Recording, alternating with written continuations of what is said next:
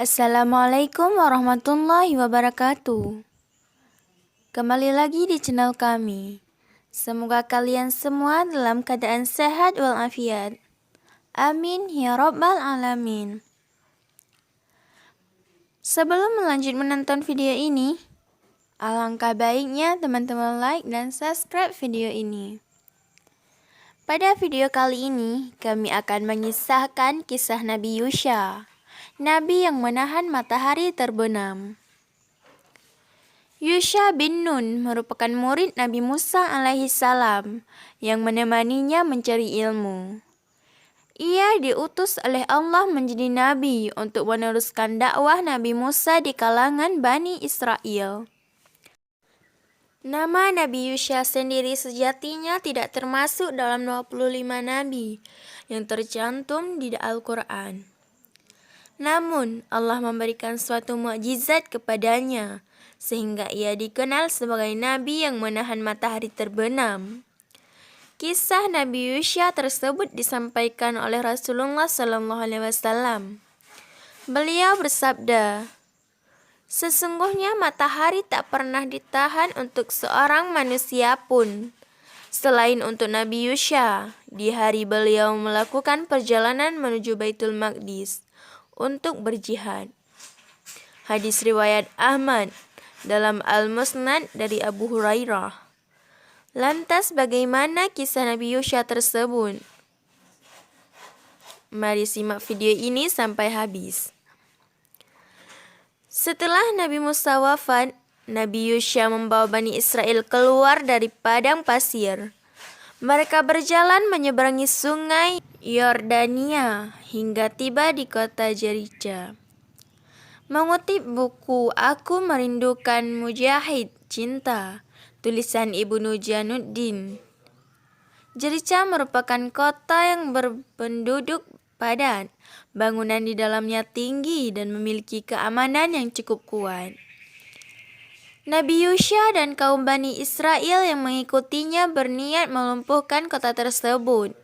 Mereka lantas mengepung kota Jericha sampai 6 bulan lamanya. Suatu hari, Nabi Yusha dan pengikutnya sepakat untuk menyerbu ke dalam, diiringi dengan suara trompet dan takbir serta semangat bersamaan yang kuat. Mereka pun berhasil menghancurkan pagar pembatas dan memasuki kota. Di sana mereka mengambil harta rampasan serta membunuh 12.000 pria dan wanita. Mereka juga berhasil mengalahkan 11 raja dan raja lain yang berkuasa di Syam. Sampai hari Jumat, peperangan belum juga usai. Matahari sudah hampir terbenam, menandakan hari Sabtu akan segera datang. Padahal, menurut syariat, peperangan dilarang dilakukan di hari Sabtu. Oleh sebab itu, Nabi Yusha pun berkata, "Wahai matahari, sesungguhnya engkau hanya mengikuti perintah Allah. Begitu pula aku. Aku bersujud mengikuti perintahnya. Ya Allah, tahanlah matahari untukku agar tidak terbenam dulu." Doa Nabi Yusha langsung dikabulkan oleh Allah Subhanahu wa Ta'ala. Allah menahan matahari supaya tidak terbenam dan memerintahkan bulan untuk tidak menampakkan dirinya sampai Nabi Yusha dan para pengikutnya berhasil menaklukkan kota Jericha. Atas izin Allah, peperangan itu pun dimenangkan oleh Nabi Yusha. Setelah berhasil menguasai Baitul Maqdis, Nabi Yusha memerintahkan kaumnya untuk mengumpulkan harta rampasan perang untuk dibakar. Namun, api tidak mau membakarnya, lantaran ada dari kaum Bani Israel yang berkhianat dengan menyembunyikan emas. Para pengkhianat itu kemudian diperintahkan untuk mengembalikan harta yang mereka curi dan mengumpulkannya dengan harta rampasan yang lain. Setelah itu, barulah api menyala dan membakar semua harta tersebut. Di bawah kekuasaan Bani Israel, kaum Baitul Maqdis kembali beriman kepada Allah. Nabi Yusya memerintahkan mereka dengan kitab Taurat sampai ia meninggal dunia di usia 127 tahun. Selanjutnya, kisah Nabi Yusya yang mendidik Bani Israel. Belum banyak yang tahu tentang kisah Nabi Yusya. Alkisah, Bani Israel berhasil keluar dari Mesir. Firaun pun telah gagal mengejar dan tewas. Pertanyaannya, apa yang perlu mereka lakukan selanjutnya? Allah memutuskan tujuan mereka, ialah Palestina. Allah memerintahkan Nabi Musa untuk masuk Palestina. Nabi Musa pun memerintahkan Bani Israel untuk masuk ke Palestina dengan cara berjihad. Tetapi bagaimana reaksi mereka? Pergilah kamu bersama Tuhanmu, dan pergilah kamu berdua. Sesungguhnya kami hanya duduk menanti di sini saja. Al-Maidah ayat 24. Itulah jawaban Bani Israel kepada Nabi Musa dan Nabi Harun. Karena Bani Israel tidak mau berusaha, Allah menghukum mereka.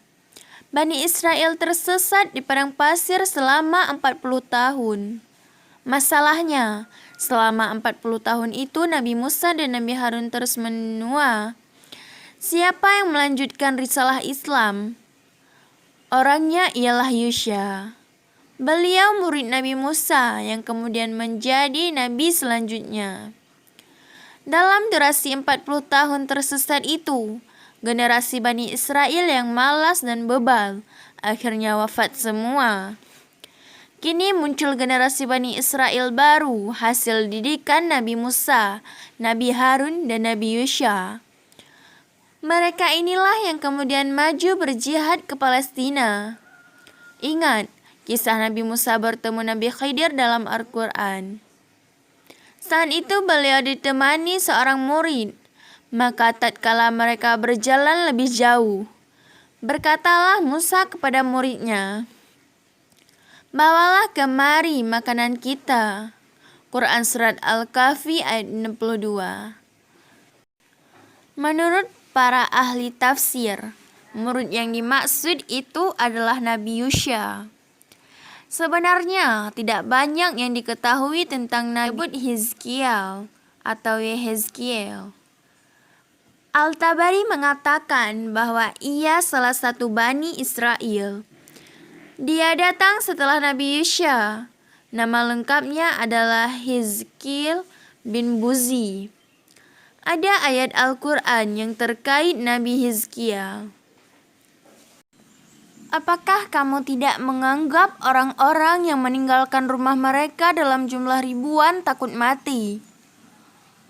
Allah berfirman kepada mereka, "Matilah." Kemudian Dia memulihkan mereka untuk hidup. Dan Allah penuh dengan karunia kepada orang-orang, tetapi sebagian besar orang tidak menunjukkan rasa syukur. Al-Baqarah ayat 243. Menurut beberapa ahli tafsir, ayat di atas ialah kejadian yang terjadi kepada Nabi Hizkiel. Ceritanya, Nabi Hizkiel sedang berjalan-jalan ke suatu tempat. Ternyata itu desa kuno yang musnah karena wabah. Allah mewahyukan kepadanya, "Apakah kamu ingin aku menunjukkan kepadamu bagaimana aku menghidupkan mereka kembali?" Nabi Hizkiel berkata, "Ya." Idenya ialah mengagumi kuasa Allah atas mereka yang sudah mati. Lantas ada suara berkata kepadanya, "Panggil, wahai kamu tulang-tulang." Dan Allah memerintahkanmu untuk mengumpulkan. Tulang-tulang mulai terbang satu ke yang lain sampai mereka menjadi kerangka. Kemudian Allah mewahyukan kepadanya, "Serukanlah, wahai tulang-tulang belulang, Sesungguhnya Allah memerintahkan kepadamu untuk mengenakan pakaian yang terbuat dari daging dan darah, dan pakaian yang telah mati.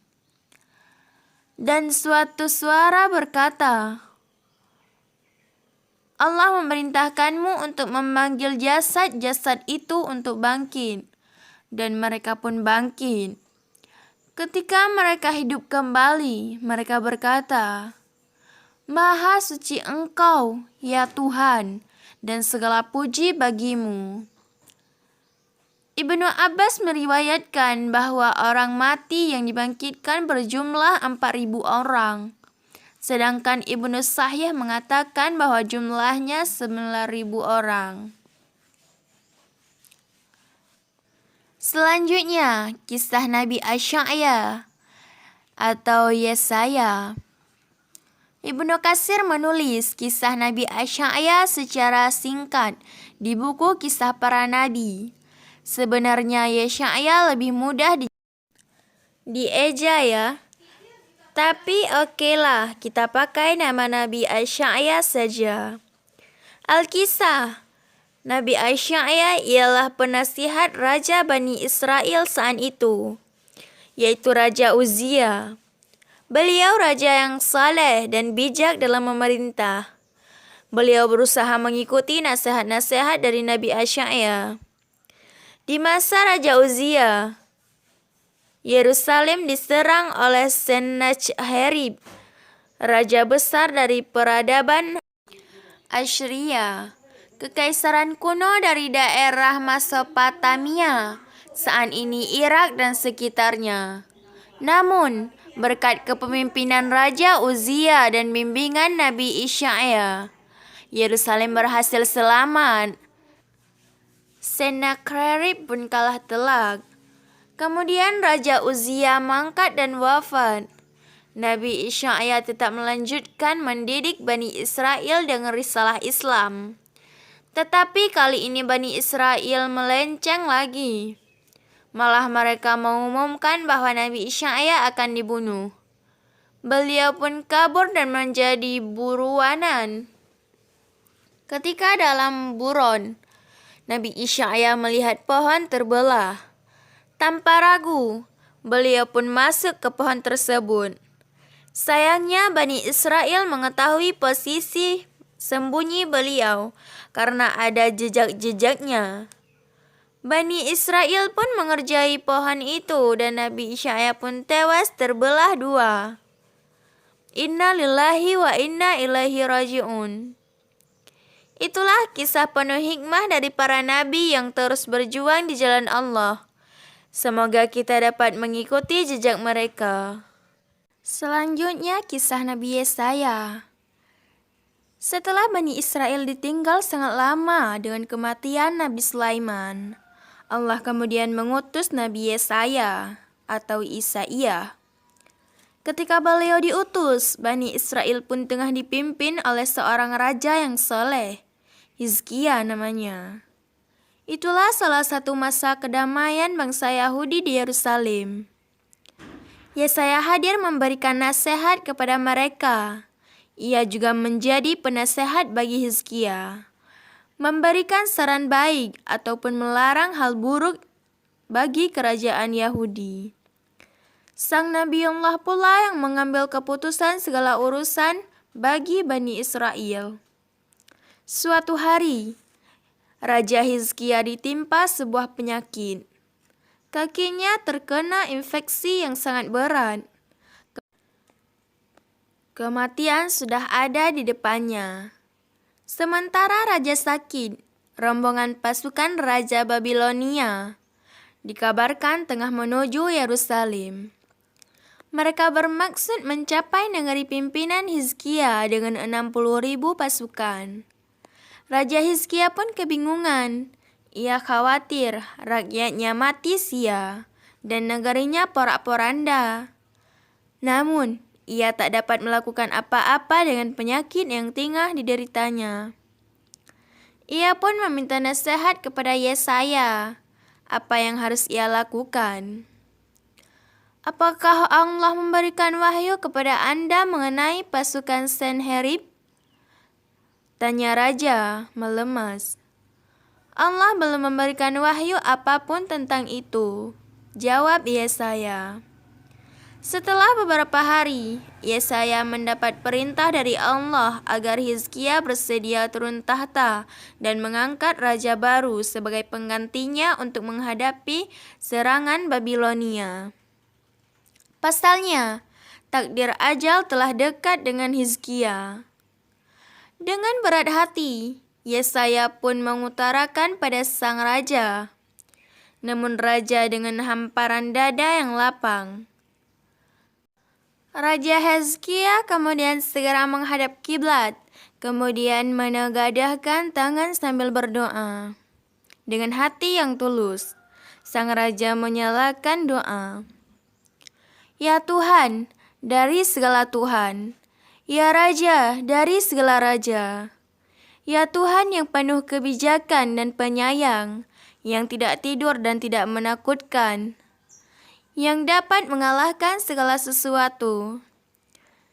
Ingatlah hamba-Mu ini atas apa yang telah hamba berbuat bagi bangsa Israel, dan Engkau tentu lebih mengetahuinya. Engkau mengetahui setiap perbuatan hamba dan segala rahasia hamba. Ujar Raja Hizkia sambil menangis, meminta belas kasih dari Allah Ta'ala. Allah pun menjawab doa sang raja yang saleh itu. Kepada Yesaya Allah berfirman bahwa dia sangat senang Hizkia menyiarkan doa kepadanya. Allah pun memperpanjang usia Hizkia hingga 15 tahun lagi. Mendapat wahyu itu, Yesaya pun segera memberi kabar kepada sang raja dengan gembira. Mendengar kabar tersebut, Raja Hizkia pun segera menyungkur sujud dan mengumpulkan rasa syukur. Ya Tuhan, Engkau memberikan kerajaan bagi siapa yang Engkau kehendaki. Engkau mengangkat kedudukan siapa saja yang Engkau kehendaki. Engkau mengetahui segala hal gaib dan nyata. Engkau adalah Al-Awwal dan Al-Akhir. Engkau memberikan rahmat dan menjawab orang-orang yang kesulitan. Ujar Hizkia memuji Tuhan seluruh alam. Usai sujud syukur, Yesaya meminta sang raja untuk mengusap kaki yang terinfeksi dengan sari daun ara. Dengan kehendak Allah, penyakit raja sembuh seketika. Tak hanya menyembuhkan penyakit raja, Allah pun membantu Bani Israel dengan mengalahkan tentara Sanherib. Tiba-tiba di pagi hari, seluruh pasukan mati kecuali sang raja Sanherib dan kelima tangan ancaman, termasuk Nebukadnezar. Mereka dibelenggu selama 70 hari, kemudian dipulangkan ke Babilonia. Saat kembali, Raja Sanherib pun menanyakan hal aneh yang terjadi pada mereka. Para tukang sihir negeri pun mengatakan kepadanya, "Kami bercerita tentang Tuhan dan Nabi mereka, tapi Anda tidak pernah mendengarkan kami. Mereka adalah bangsa yang memiliki Tuhan," ujar para tukang sihir. Sang Raja Babilonia pun berkidik. Ia kemudian merasa sangat takut akan Allah. Sementara di Yerusalem, setelah perpanjangan usia yang diberikan Allah, Raja Hizkia pun membahas ajalnya. Pasca meninggalnya Hizkia, Yerusalem porak-poranda. Kondisi Bani Israel sangat buruk. Yesaya yang masih hidup di tengah mereka pun tetap berdakwah tauhid dan menyeru Bani Israel agar tetap di jalan Allah. Ia mengingatkan Bani Israel untuk tetap mengingat Allah meski kondisi negara carut-marut. Namun salah satu sifat Yahudi adalah menentang para nabi. Meski Yesaya selalu menjadi wali bagi mereka, bangsa Israel justru marah kepadanya. Mereka geram dengan ceramah Yesaya. Mereka pun kemudian memusuhi Nabiullah dan berencana membunuhnya. Hingga suatu hari, Nabi Yesaya tengah melewati sebuah pohon. Sementara Bani Israel mengejarnya untuk membunuhnya. Lalu tiba-tiba pohon yang dilewati sang utusan Allah itu terbuka. Yesaya pun masuk dan berlindung di dalam pohon. Namun syaitan melihat Yesaya masuk dalam pohon. Syaitan pun kemudian membuah jubah dengan nabi terjepit, sehingga terlihat oleh Bani Israel. Melihatnya, Bani Israel pun segera mengambil gergaji, kemudian mengergaji pohon itu. Yesaya pun wafat dibunuh oleh umatnya sendiri. Kisah Nabi Yesaya tersebut tidak tercantum dalam Al-Quran, pun tidak dikabarkan oleh Rasulullah. Dalam ajaran Islam, Nabi Yesaya juga tak termasuk dalam nama 25 nabi yang harus diketahui. Hanya saja, Ibnu Katsir memasukkan kisah Yesaya tersebut dalam kitabnya Qasasul Anbiya. Menurut Ibnu Katsir, mengutip dari riwayat Muhammad ibnu Ishaq, Nabi Yesaya merupakan nabi yang muncul sebelum era Nabi Zakaria dan Yahya. Beliau bahkan salah satu nabi yang bernubuat mengenai Nabi Isa dan Nabi Muhammad Rasulullah. Selanjutnya kisah Nabi Adam alaihissalam. Kelahiran Nabi Adam tidak dapat diketahui secara pasti kapan tahun Nabi Adam dilahirkan. Saat diciptakan, Nabi Adam sebenarnya bertempat tinggal di surga. Kemudian Allah Subhanahu wa taala menciptakan Siti Hawa untuk menjadi pasangan Nabi Adam. Di surga Allah berpesan kepada Nabi Adam, "Tinggallah engkau bersama istrimu di surga. Rasakanlah kenikmatan yang berlimpah-limpah di dalamnya. Risalah dan makanlah buah-buah yang lezat dan terdapat di dalamnya sepuas hatimu, sekehendak nafsumu. Kami tidak akan mengalami atau merasa lapar, dahaga, ataupun letih selama kamu berada di dalamnya. Akan tetapi aku ingatkan, janganlah makan buah dari pohon ini yang akan menyebabkan kamu celaka dan termasuk orang-orang yang zalim. Ketahuilah bahwa iblis itu adalah musuhmu dan musuh istrimu. Ia akan berusaha membujuk kamu dan menyeret kamu keluar dari surga, sehingga hilanglah kebahagiaan yang kamu sedang nikmat ini." Iblis cemburu melihat Nabi Adam dan Siti Hawa, sehingga iblis menghasut Siti Hawa dan Nabi Adam untuk memakan buah khuldi atau buah terlarang. Sebelumnya Allah Subhanahu wa taala sudah memberitahukan bahwa buah khuldi tersebut menjadi buah larangan yang tidak boleh dimakan. Karena Nabi Adam dan Siti Hawa melanggar larangan, mereka tidak memakan buah larangan tersebut. Hal tersebut membuat mereka diturunkan di bumi hingga bertahun-tahun dan harus membuat mereka menghadapi secara hidup yang baru dan berlainan dengan hidup di syurga. Mukjizat Nabi Adam. Salah satu mukjizat Nabi Adam yang banyak dikenal yaitu menjadi khalifah pertama di bumi. Nabi Adam dibekali banyak ilmu dan juga akal serta pikiran dari Allah Subhanahu wa taala. Mukjizat yang diterima Nabi Adam sebagai manusia pertama merupakan penerimaan ilmu pengetahuan yang berlimpah dan bermanfaat.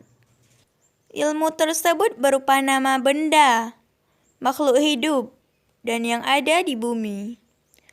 Ilmu tersebut terus bertambah dan berkembang. Nabi Adam memiliki kemampuan memilih binatang dan pertumbuhan yang aman untuk dimakan dan benda-benda apa saja yang dapat digunakan untuk sehari-hari.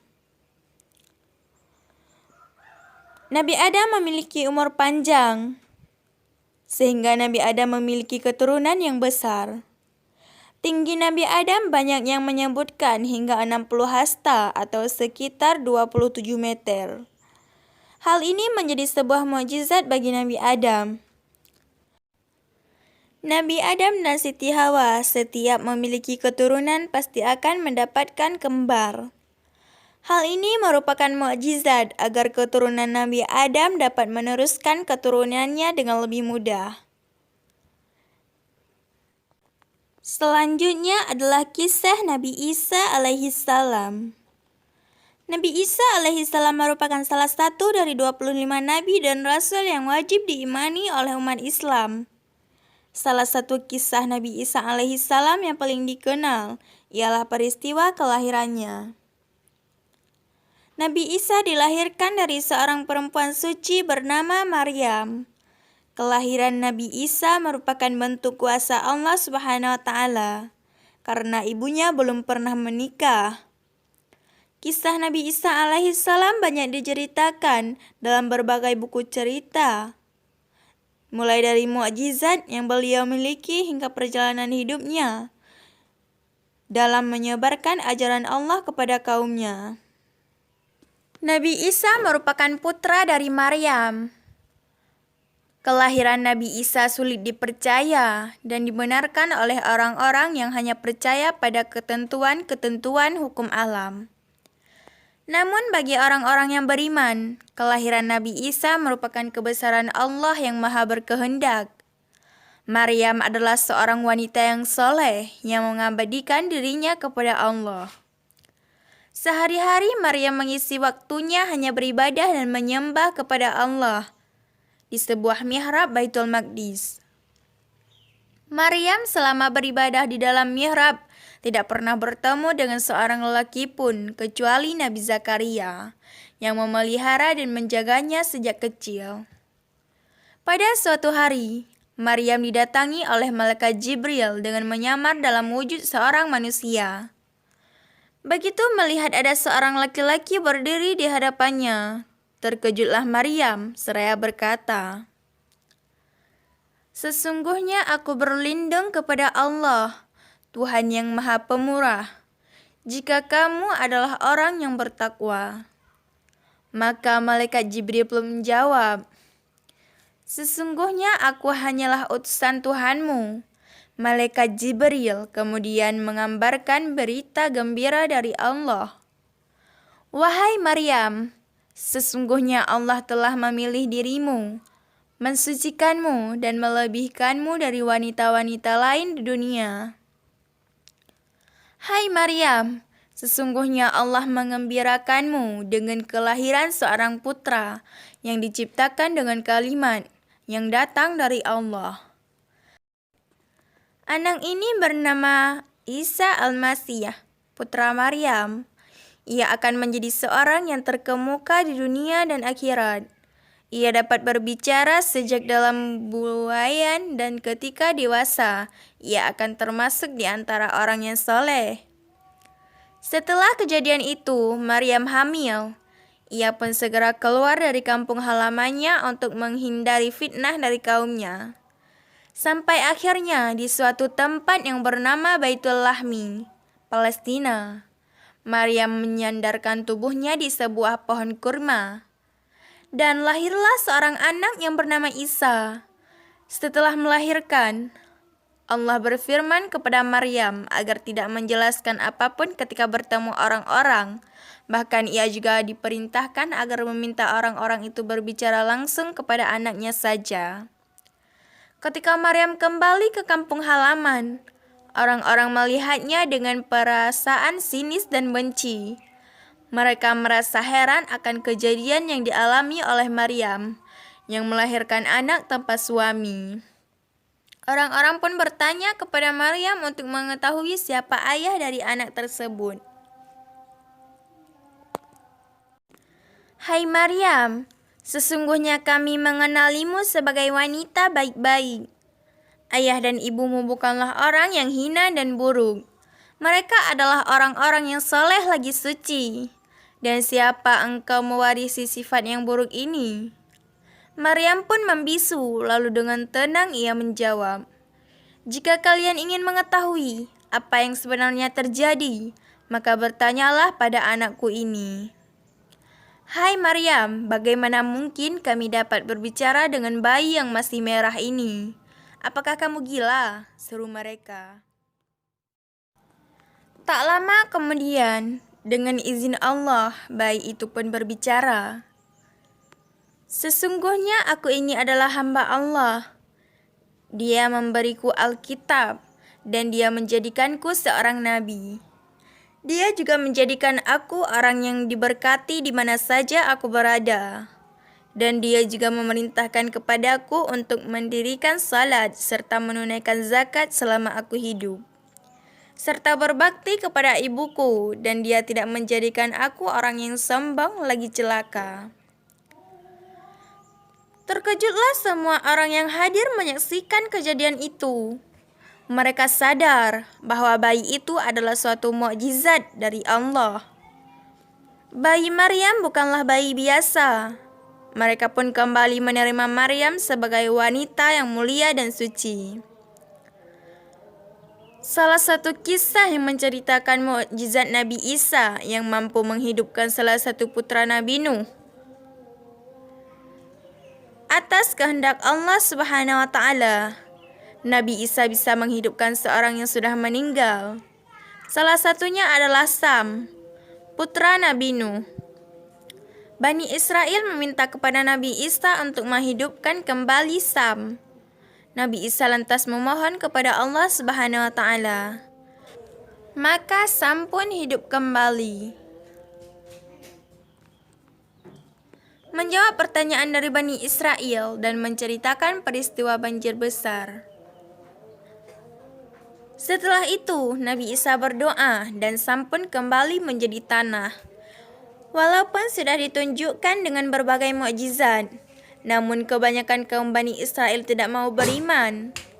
Maka tetap pada kekufuran dan bermaksiat kepada Allah Subhanahu wa taala. Bahkan mereka juga menuduh Nabi Isa sebagai penyihir. Sekian dulu ya teman-teman. Assalamualaikum warahmatullahi wabarakatuh.